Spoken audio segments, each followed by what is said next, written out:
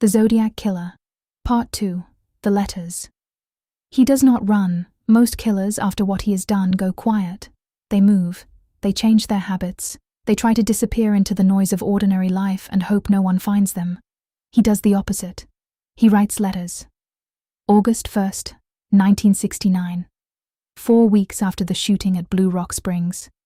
3 newspapers in Northern California, the San Francisco Chronicle, the San Francisco Examiner, and the Vallejo Times-Herald, all receive mail on the same morning. Same handwriting, same postmark. Each envelope contains a letter and 1/3 of a coded message. The 3 pieces fit together to form a 408 symbol cipher built from a mix of letters, symbols, and characters that look like something between a foreign language and a puzzle. The letter itself is not coded. It is written in plain English, and it is direct. I am the killer of the 2 teenagers last Christmas at Lake Herman and the girl last 4th of July. He goes on to list details from both crime scenes, details the newspapers never printed, details only investigators knew. He is not guessing. He was there. He tells each newspaper to print their piece of the cipher on the front page of their next edition. He does not ask. He tells them. And he explains what happens if they don't. He will spend the coming weekend driving around and picking off people until he has 12 bodies for the week. The newspapers argue about what to do. The police advise against publishing. It rewards him, encourages escalation. The editors publish anyway. They do not have a better option. 10 days after the letters arrive, a high school teacher in Salinas named Donald Hardin reads about the cipher in the paper and decides to try to solve it. He sits down with his wife Betty at their kitchen table. They work through the night. Their first assumption, a man this arrogant opens with the word I. They look for the most repeated symbol in the cipher and build outward from there. Letter by letter, symbol by symbol, the message starts to surface. It takes them about a week. The Z408 cipher, named for its 408 symbols, turns out to be a homophonic substitution cipher. Each letter of the alphabet is represented by multiple different symbols, making it harder to crack through standard frequency analysis. It is not the work of an amateur. Whoever designed it understood cryptography.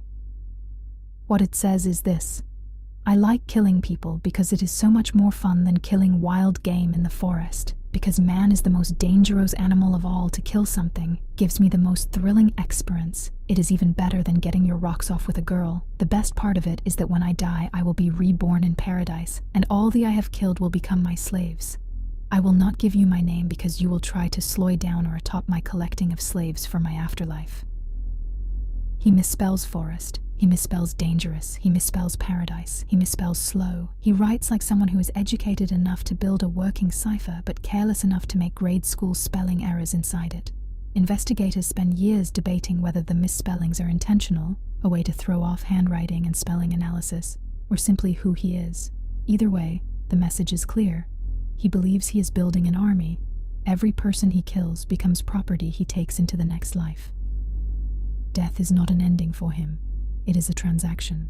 He does not include his name. The cipher ends without it. 8 days after the first letters arrive, August 8th, a second letter comes to the Chronicle.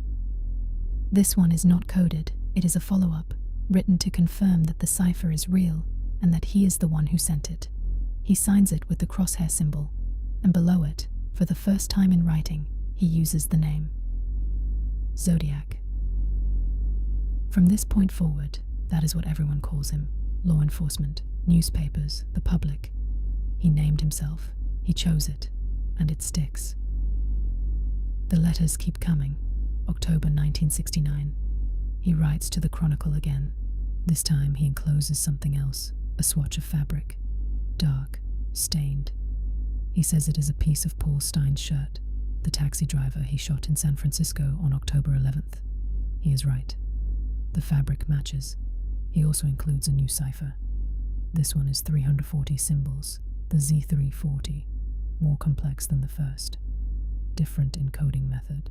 He does not say what it contains. November 9th, 1969. He writes to the Chronicle's editor directly. This is the Zodiac speaking. You may print this letter if you wish. I want you to print page 1 by the next Friday, or I will do something nasty which you know I'm capable of doing. He threatens to shoot out the tires of a school bus and pick off the children as they come stumbling out. He draws a small cartoon of himself doing it. He is taunting. He wants the front page. He wants to be read. The Z340 cipher sits in a police drawer unsolved. Investigators try everything. They bring in professional cryptographers. They consult the NSA. They run the cipher through early computer analysis. The Z340 refuses to open. Unlike the Z408, which had enough characters to allow for pattern recognition, the Z340 is shorter and uses a more complex encoding system that breaks most standard decryption approaches. It sits there for a year, then a decade, then 2, then 5. 51 years pass. In December 2020, a team of 3 men cracks it. David Oranchak is a software developer in Virginia who has been studying the Zodiac ciphers for over 15 years. Sam Blake is an applied mathematician in Australia. Jarl van Eyck is a warehouse worker in Belgium. They have never met in person. They work online, across time zones, running the cipher through a custom software tool Van Eyck built specifically for this problem. They discover that the Z340 is not encoded in a standard pattern. It reads in a diagonal direction through the cipher grid, not left to right. Once they find the direction, the symbols begin to resolve. The message reads, "I hope you are having lots of fun in trying to catch me. That wasn't me on the TV show, which brings up a point about me. I am not afraid of the gas chamber, because it will send me to paradise all the sooner, because I now have enough slaves to work for me, where everyone else has nothing when they reach paradise. So they are afraid of death. I am not afraid because I know that my new life will be an easy one in paradise death." He spells paradise wrong, again, 3 times. He is still taunting, still talking about slaves, still not giving his name. The FBI confirms the solution on December 11th, 2020. The Z340 contains no information that helps identify who he is. There is a third cipher. It is the one no one has cracked. On April 20th, 1970, the Zodiac sends a letter that begins, "My name is..." Below that line is a 13-symbol cipher. Small, compact. If it contains what it appears to contain, his actual name, it is the only place he ever wrote it down. It has never been solved. Cryptographers have spent decades on it. Teams with modern computing power have attempted it. Every serious effort has come back empty. The symbols may be a real cipher. They may be a joke, a tease with no actual solution, designed to make investigators chase something that doesn't exist. No one knows. The last confirmed letter from the Zodiac arrives at the San Francisco Chronicle in January 1974. He references the film The Exorcist, says it is the best satirical comedy he has ever seen. He claims a body count of 37. He signs it the same way he always does. Then nothing. No more letters. No more phone calls. No more ciphers. He writes to newspapers for 5 years, taunting investigators, threatening school children, sending fabric from his victims' clothing as proof.